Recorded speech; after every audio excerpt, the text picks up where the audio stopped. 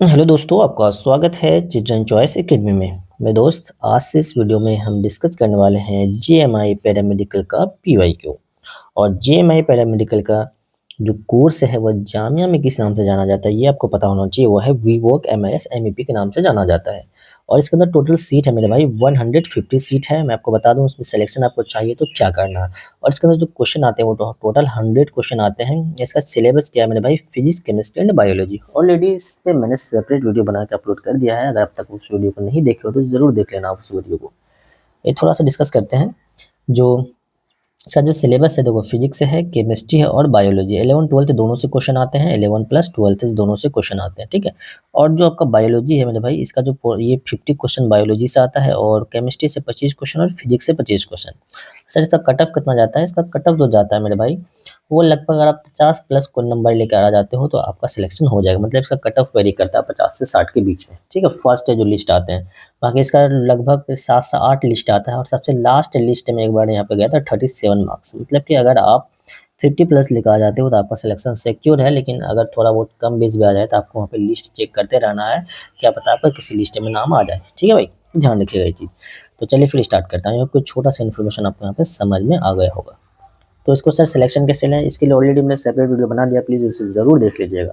तो चलिए first question है, Graves disease is also known. जो ग्रेव्स डिजीज है उसको और हम किस नाम से जानते हैं? भाई मेरे ये जो क्वेश्चन है ये रिपीटेड क्वेश्चन, ये क्वेश्चन कई बार आपके एग्जाम में आ चुके हैं। तो इसको हम किस नाम से जानते हैं? बहुत ही सिंपल सा क्वेश्चन है ये।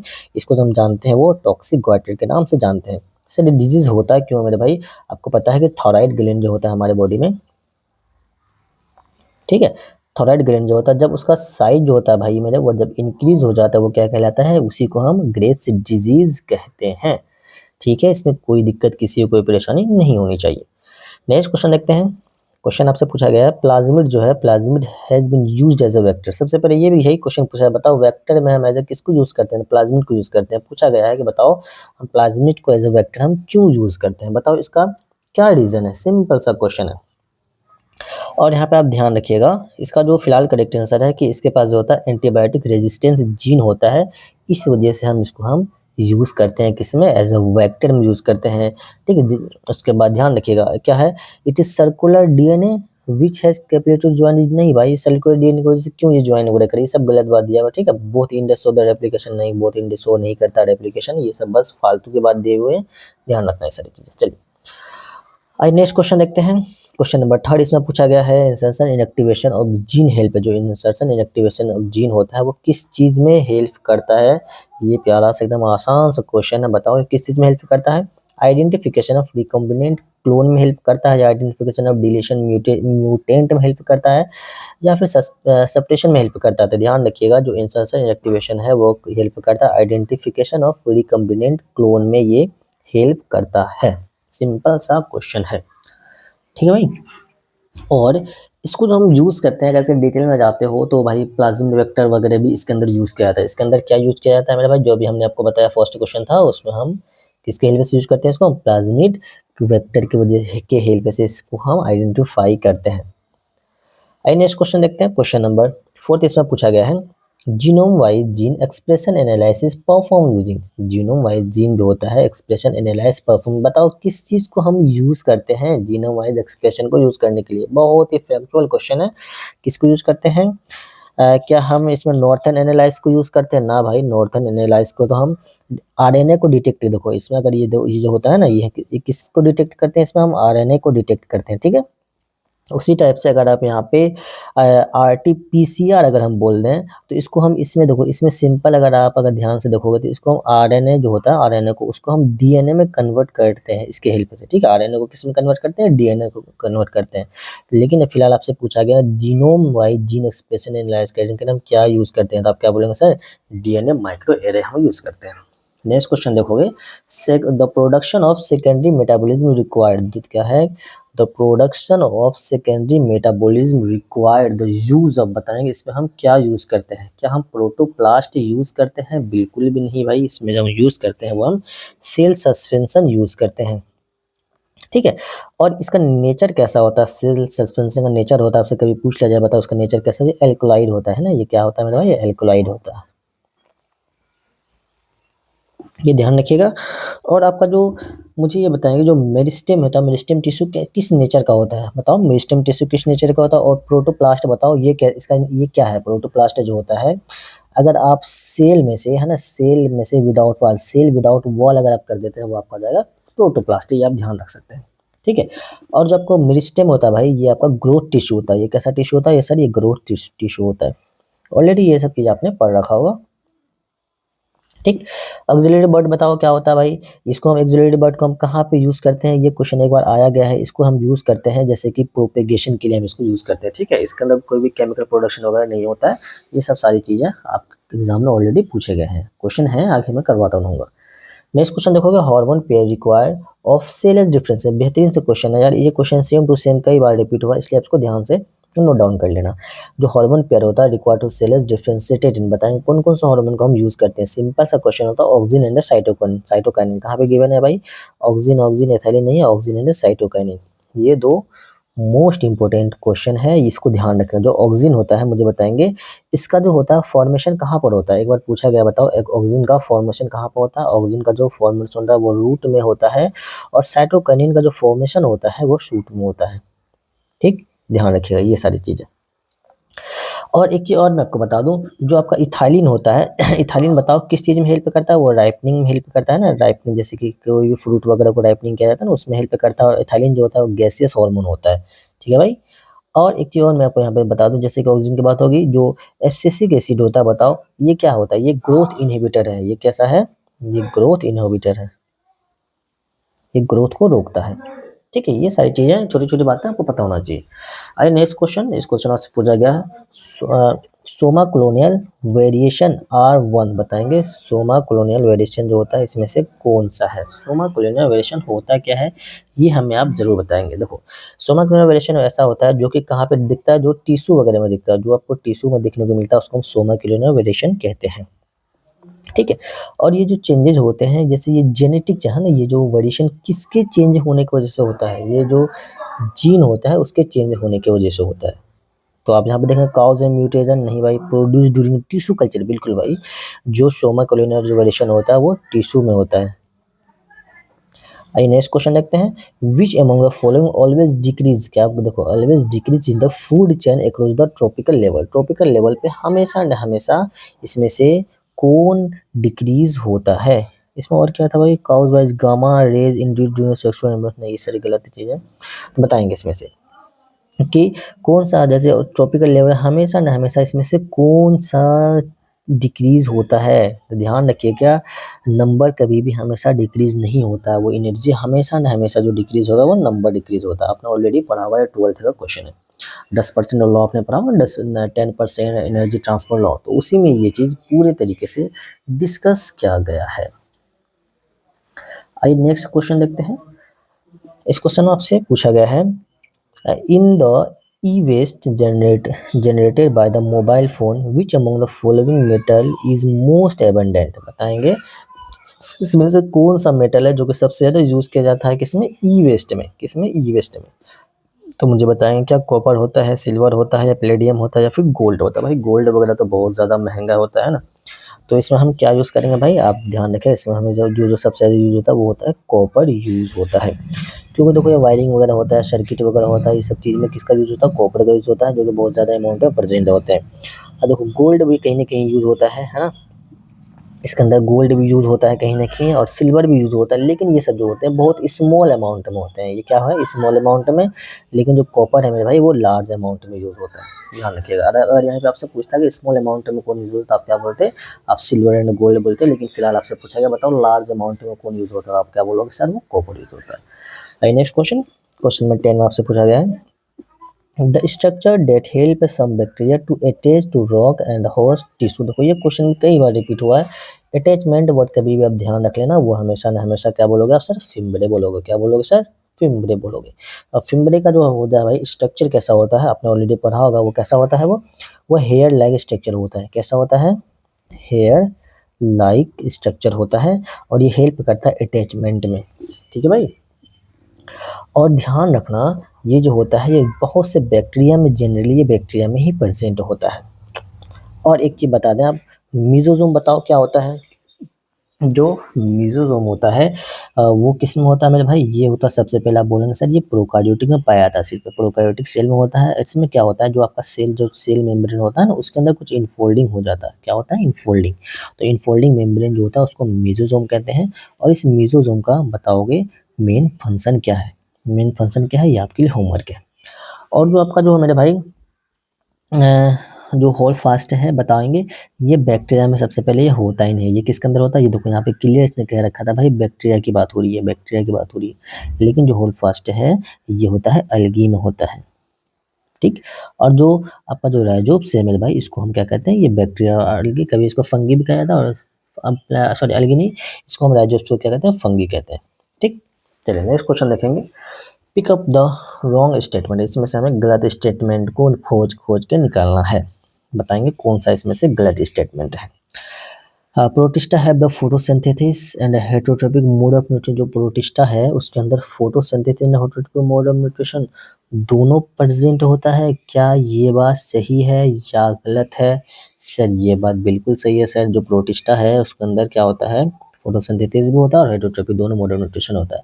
सम फंगल इलिडिव, क्या है तो कुछ फंगी को हम खा सकते हैं या सर किसको? जैसे आप मशरूम एग्जांपल ले सकते हो, ठीक है उसको हम खा सकते हैं। Nuclear membrane are present in Monera, नहीं भाई ये बात गलत है। जो न्यूक्लियर मेम्ब्रेन है वो प्रेजेंट नहीं, वो एब्सेंट होता है मोनेरा में, ठीक है यही बात गलत है। यहाँ पे ऑप्शन नंबर इसका सी बिल्कुल करेक्ट होगा। क्या है? सेल वाली एब्सेंट है, एनिलिडा बिल्कुल राइट। सेल वाले किस में एब्सेंट होता है? एनिमल में जो होता है वो सेल में एब्सेंट होता है। आई नेक्स्ट क्वेश्चन, क्वेश्चन नंबर 12 आपसे पूछा गया विच of the following responsible for the पीट फॉर्मेशन, बताएंगे इसमें से पीट फॉर्मेशन के लिए कौन रिस्पॉन्सिबल है? तो ध्यान रखिएगा, मार्केंसिया, स्पेग्नम, रिकिया एंड फुनेरिया। तो इसमें जो इसके लिए इन्फॉर्मेशन किसके लिए भाई? पीट फॉर्मेशन के लिए जो रिस्पॉन्सिबल होता है वो होता है आपका स्पेग्नम, उसमें रिस्पॉन्सिबल होता है, ठीक। और स्पेग्नम बताओ तो क्या भाई? ये एक मॉस है, क्या है? मॉस है, ध्यान रखना। अब मार्केंसिया बताओ, मार्केंसिया जो होता है वो लीवर वोट होता है, ये कोई पीट वगैरह फॉर्मेट नहीं करता है। जो देखो ये दोनों क्या है भाई? ये और रिक्शा आपने ऑलरेडी पढ़ा होगा, इन दोनों को हम क्या कहते हैं? लीवर वॉट का एग्जाम्पल है, ठीक है भाई। और जो फिनेरिया है ये भी कहने की मोस्ट का एग्जाम्पल है, लेकिन फिलहाल आपसे पूछा पीट फॉर्मेशन में हेल्प कौन करता है? आप क्या बोलेंगे? स्पेग्नम करता है।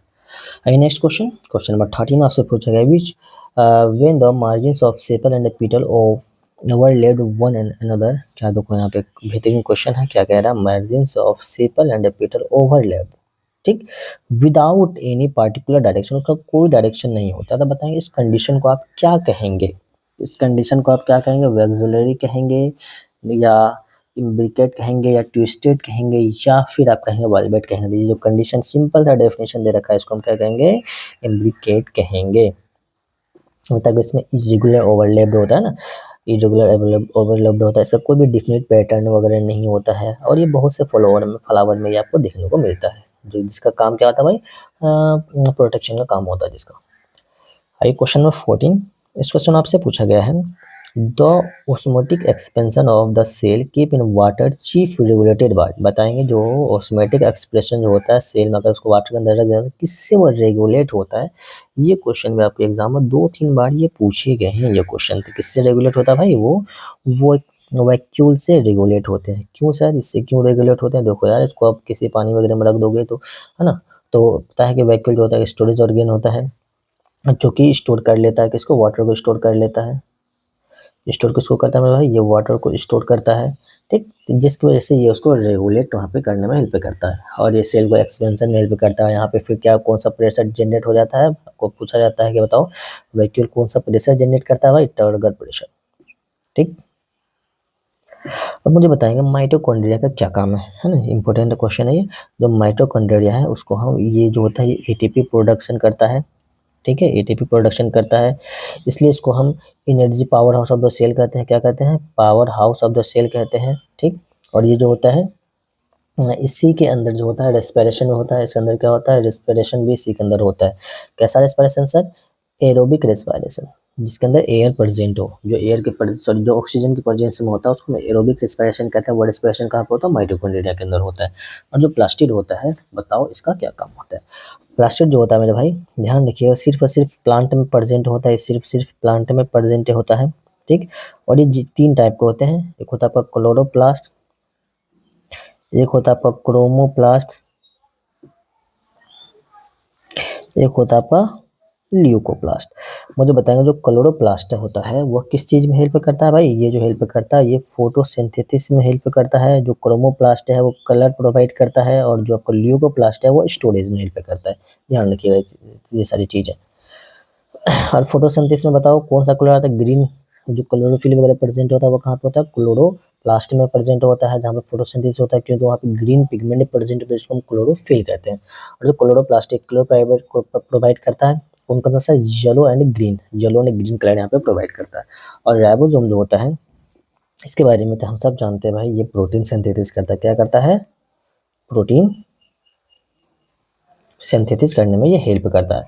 और ध्यान रखिएगा राइबोसोम एक ऐसा सेल ऑर्गेनेल है जो कि यूकार्योटिक में प्रेजेंट होता है और प्रोकार्योटिक में प्रेजेंट होता है। क्यों सर, क्यों प्रेजेंट होता है? क्योंकि इसके पास मेम्ब्रेन नहीं होता है, इस वजह से ये दोनों में प्रेजेंट होते हैं। चलिए नेक्स्ट क्वेश्चन, क्वेश्चन नंबर 15 में पूछा गया है, in which of the following process CO2 is not release. बताएंगे इसमें से कौन सा ऐसा प्रोसेस जिसमें कार्बन डाइऑक्साइड का प्रोडक्शन नहीं होता है? Aerobic respiration plant. बताएंगे क्या इसके अंदर कार्बन डाइऑक्साइड का होता है? बिल्कुल भाई, CO2 यहाँ पे होगा ही होगा release. Aerobic fermentation in animal, बिल्कुल यहाँ पे भी होता है। अल्कोहलिक फर्मेंटेशन, बिल्कुल यहाँ पे भी होता है। लेकिन जो लैक्टेट फर्मेंटेशन होता है, जो कहाँ पर होता है भैया? जो आपके मसल्स में होता है, वहाँ पे कोई भी कार्बन डाइऑक्साइड का फॉर्मेशन नहीं होता है। यहाँ पे क्या बनता है भाई? ध्यान रखिएगा। जैसे आपने देखो वहाँ पे ये पढ़ा होगा ना, जैसे रेस्पिरेशन जो होता है, मैं थोड़ा सा लिख के बता रहा हूँ। रेस्पिरेशन होता है जनरली 2 टाइप का, एक होता है एरोबिक रेस्पिरेशन, एक होता है एनएरोबिक रेस्पिरेशन। जो एरोबिक रेस्पिरेशन होता है वो ऑक्सीजन के प्रेजेंस में होता है इसमें। फिर जो एनएरोबिक रेस्पिरेशन है उसको फिर 2 पार्ट में फर्दर डिवाइड करते हैं, एक होता है फर्मेंटेशन, एक होता है लैक्टिक फर्मेंटेशन। जो आपका फर्मेंटेशन होता है मेरे भाई, वो किसके अंदर होता है? वो आपका बताएंगे जो आपका ईस्ट वगैरह होता है उसके अंदर होता है ना, ये ईस्ट वगैरह के अंदर होता है। बाकी जो लैक्टिक फॉर्मेशन होता है वो मसल्स वगैरह में होता है। ऑलरेडी आपने ये सारी चीजें पढ़ रखा होगा। चलिए नेक्स्ट क्वेश्चन देखेंगे। 16 में पूछा है, the most widely used chemical for the protoplast fusion as a fusogen is. क्या है? The most widely used chemical, कौन सा सबसे ज्यादा केमिकल यूज करता है for protoplast fusion as a fusion? बताएंगे। बेहतरीन सा क्वेश्चन। मेरे ख्याल से ये क्वेश्चन में जब मैं PYQ मतलब PPT बना रहा था, मुझे ये क्वेश्चन भी एक बार और देखने को मिला था। मतलब ये भी आपका रिपीटेड क्वेश्चन इसमें आ जाएंगे। क्या मैनिटोल इसके अंदर यूज करते हैं? ना भाई, मैनिटोल जो होता है ये ऑस्मोटिक स्टेबलाइजर है। ये क्या है? ये ऑस्मोटिक स्टेबलाइजर है, इसमें से ये नहीं होगा। ये भी होता है आपका सॉर्टेबल, ये भी इस ऑस्मेटिक एजेंट इसको बोलते हैं। ठीक है, उतना डिटेल आपको नहीं जानना इसलिए नहीं लिख रहा हूँ मैं। बाकी आपका जो इसमें यूज करते हैं उसको हम PEG यूज करते हैं, पॉलीइथाइलिन ग्लाइसिरॉल। ठीक। नेक्स्ट क्वेश्चन देखते हैं, the organisation which publish the red list of species. बताएंगे। बेहतरीन से क्वेश्चन है, बताएंगे कौन सा ऑर्गेनाइजेशन जो कि पब्लिश करता है रेड बुक डाटा। आपने पढ़ा हो ना, तो कौन यूज करता है? ICUN। कौन इसको पब्लिश करता है मेरे भाई? ICUN, international Union of Conservation of nature. इसका फुल फॉर्म हो सकता है आपसे क्या पता, पूछ ले, लिख लो आप। इंटरनेशनल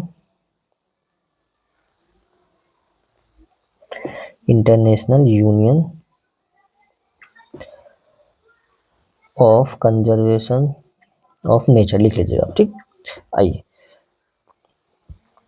नेक्स्ट क्वेश्चन देखेंगे। क्वेश्चन नंबर 18 से पूछा, which of the following joint would allow the no movement. बताएंगे इसमें से कौन सा ऐसा जॉइंट जिसके अंदर मूवमेंट होता ही नहीं है? क्या कार्टिलेजियस जॉइंट होता है? बिल्कुल सर, कार्टिलेजियस जॉइंट में जो होता है स्लाइटली मूवमेंट होता है, तो थोड़ा सा इसके अंदर मूवमेंट होता है।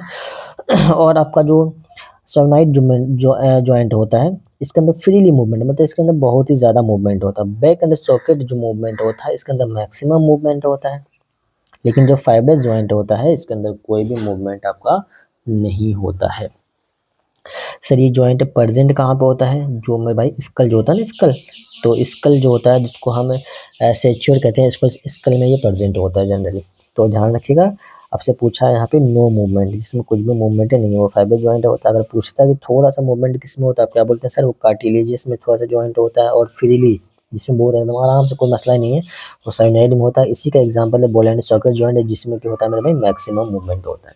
चलिए नेक्स्ट क्वेश्चन 19 में पहुंच चुके हैं। इसमें पूछा गया आपसे which among the following is the most abundant green house gas in the earth. बताएंगे ग्रीन हाउस गैस सबसे ज्यादा अमाउंट में इसमें से कौन सा गैस प्रेजेंट होता है। भाई आप क्या बोलोगे सर, इसमें क्या बोलोगे सर? ग्रीन हाउस गैस में सबसे ज्यादा होता है कार्बन डाइऑक्साइड। बेहतरीन सा क्वेश्चन है, इसमें कोई दिक्कत ही नहीं है। ठीक है भाई, आइए नेक्स्ट क्वेश्चन। इसमें आपसे पूछा गया है which among the following is the national aquatic animal of India. बेहतरीन से क्वेश्चन है, आसान से क्वेश्चन। बताएं इसमें से कौन सा जो कि नेशनल एक्वाटिक एनिमल पूछा है। कौन सा एनिमल भाई? एक्वाटिक एनिमल पूछा है। आप ध्यान रखिएगा, एक्वाटिक एनिमल को याद कर लें। जो गैंगेटिक डॉल्फिन होता है ना, वो होता है आपका national aquatic animal in India होता है। For each acetyl choline oxidise by the citric acid cycle, है ना, आपने पढ़ा होगा सिट्रिक एसिड साइकिल। नहीं पढ़े हो तो भाई एक बार जरूर पढ़ लीजिएगा, बहुत ही बेहतरीन साइकिल है ये। क्या कहेंगे इसको अब? For each acetyl choline oxidise by citric acid cycle which energy gain occur by the substrate level phosphorylation. कौन सा लेवल भाई? Substrate level phosphorylation. बताएंगे इसमें से कितना एनर्जी गेन करता है। कितना एनर्जी गेन करता है सर? 1 2 3 4 5। आप क्या बोलोगे सर? सबस्ट्रेट लेवल फॉस्फोराइलेशन में ये सिर्फ और सिर्फ 1 एटीपी गेन करता है। ठीक है भाई, चलिए लास्ट क्वेश्चन में 22 देखते हैं। ADH release is stimulated by any of the following action. जो एडीएच होता है बताओ, वो स्टिमुलेट करता है इसमें से किसको नहीं करता? सबको करता है, लेकिन इसमें कौन सा ऐसा जिसको नहीं करता है एडीएच? बताएंगे। Increase the serum osmolarity. बिल्कुल सर, ये सीरम ऑस्मोलरिटी को इंक्रीज करता है। इंक्रीज ब्लड वॉल्यूम करेगा, क्या ध्यान रखना? डिक्रीज ब्लड प्रेशर, बिल्कुल ये भी उसका काम है। स्ट्रेस को भी कहीं ना कहीं ये स्टिमुलेट करता है, लेकिन भाई वॉल्यूम वगैरह से इसका कोई भी लेना देना नहीं होता है एडीएच का। ठीक है, एडीएच का जो होता है वॉल्यूम से कोई भी लेना देना नहीं होता, ध्यान रखिएगा। मुझे बताएंगे ये जो होता है क्यों रिलीज होता है एडीएच के बाद? आपने जब देखो वहाँ पे किडनी में जब पढ़ते हो ना आप, किडनी, वहाँ पे आपको ध्यान रखा जब पीसीटी वगैरह पढ़ते हो, डीसीटी पढ़ते हो, यहाँ पे जो वाटर का एब्जॉर्प्शन होता है, तो डीसीटी में खासतौर पे डीसीटी में जो वाटर का एब्जॉर्प्शन होता है, आपको पता है कि डीसीटी में मैक्सिमम वाटर का ऑप्शन होता है किसके हेल्प से भाई? केमिकल के हेल्प से। वो उसी हार्मोन्स को हम क्या कहते हैं? उसी को हम एडीएच कहते हैं। ये एडीएच का बताओ कहाँ से रिलीज होता है भाई? ये ब्रेन से रिलीज होता है। ठीक है, चलिए next question. Which of the following is not a disaccharide. इसमें से कौन सा डाइसेक्राइड नहीं है? आसान सा क्वेश्चन है, इसमें से कुछ कहने की कोई बात ही नहीं। मेल्टोज जो होता है ये डाइसेक्राइड है, बिल्कुल सर।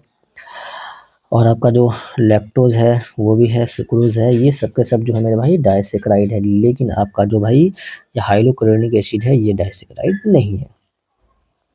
डाइसेक्राइड मतलब कि जो दो शुगर से मिलकर बनता हो। जैसे अगर आप मेल्टोस अगर आप देखोगे, बताओ मेल्टोस किससे किससे मिलकर बना? सर ये 2 ग्लूकोज के मिल से बना है, ग्लूकोज प्लस ग्लूकोज। जो लैक्टोज है मेरे भाई, ये भी ग्लूकोज प्लस लैक्टोज से मिलकर बना है। जो सुक्रोज है मेरे भाई, ये ग्लूकोज प्लस फ्रुक्टोज से मिलकर बना है। चलिए नेक्स्ट क्वेश्चन देखते हैं, क्वेश्चन नंबर 24। इसमें पूछा गया है biotin is a coenzyme for the reaction involving. Biotin जो होता है वो कोएंजाइम है, बताओगे इसमें इसके अंदर कौन सा रिएक्शन इन्वॉल्व होता है? कार्बोक्सिलेशन होता है का, या डिकार्बोक्सिलेशन होता है, या ट्रांसलेशन होता है? ध्यान रखिए, सिंपल सा बायोटीन वर्ड, ये भी क्वेश्चन रिपीटेड क्वेश्चन है, एक दोबारा आ चुका है, ध्यान रखना।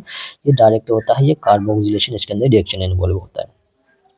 ठीक, क्वेश्चन नंबर 25 देखेंगे। Excess prolactin cause. अगर प्रोलेक्टिन का जो प्रोडक्शन होता है बहुत ज़्यादा हो जाए तो उसको हम क्या कहेंगे? एक्सेस प्रोलेक्टिन जो होता है, मुझे बताएंगे प्रोलेक्टिन क्या करता है मेरे भाई? प्रोलेक्टिन का जो मेन काम होता है मिल्क को प्रोडक्शन करता है ना। जो लेक्टिन होता है ना, प्रोलेक्टिन जो होता है वो मिल्क प्रोडक्शन में हेल्प करता है। ठीक, तो ये ध्यान रखना। लेकिन अगर इस ये बहुत ज़्यादा अगर इसका रिलीज हो जाए, बहुत ज़्यादा एक्सेस मात्रा में अगर ये रिलीज होने लगे, तो बताओगे फिर उसको हम क्या कहेंगे? क्या कंडीशन कहेंगे? क्या उसको एक्रोमेगाली कहेंगे? नहीं भाई, ये तो एक्रोमेगाली हो जाए। ये ग्रोथ हार्मोन है ना, जीएच हार्मोन, जब बहुत ज़्यादा अमाउंट में जब रिलीज होता है तब एक्रोमेगाली हो जाता है। उसके बाद मुझे बताएंगे ड्वार्फिज्म में क्या होता है भाई? इसके अंदर जो ग्रोथ हार्मोन होता है उसका प्रोडक्शन जब कम हो जाता है, फिर इसको हम ड्वार्फिज्म कहते हैं। मेनापॉज कहते हैं भाई, ये तो मेनापॉज ये तो किस्सा मेंस्ट्रुअल साइकिल से रिलेटेड है, जो कि 50 ईयर के बाद ये बंद हो जाता है ऑटोमेटिक। तो इन सबसे सब लेना है, नहीं तो फिर इसका जो करेक्ट आंसर बचा आपका ऑप्शन नंबर बी बिल्कुल करेक्ट आंसर है। देखो आज इतने ही रखेंगे, 25 भी क्वेश्चन रखेंगे। आपको पता है कि टोटल जो क्वेश्चन आते हैं वीवो के एमएलएस में बायोलॉजी के टोटल 50 क्वेश्चन आते हैं, लेकिन अभी 50 क्वेश्चन मैं कराता हूँ तो बहुत 1 घंटे से ज़्यादा लग जाएंगे। तो ऑलरेडी यहाँ पे 24 मिनट 25 मिनट हो चुका है, इसलिए यहाँ पे 25 क्वेश्चन पे स्टॉप करते हैं, और बाकी इसका जो रिमेनिंग 25 क्वेश्चन है मैं आपको सेकेंड पार्ट में इसको प्रोवाइड कर दूंगा। ठीक है भाई, अगर आपको देखो वीडियो पसंद आया है तब इसको चैनल को सब्सक्राइब जरूर कर लीजिएगा। अपने दोस्तों के साथ प्लीज़ ज़रूर शेयर करना और लाइक करना तो बिल्कुल ना भूलिएगा। कमेंट करके बताइएगा आपको कैसा लगा सॉल्यूशन। चलिए फिर मिलते हैं नेक्स्ट पार्ट में, तब तक के लिए ओके बाय, अपना ख्याल रखना, अच्छे से पढ़ाई करते हैं।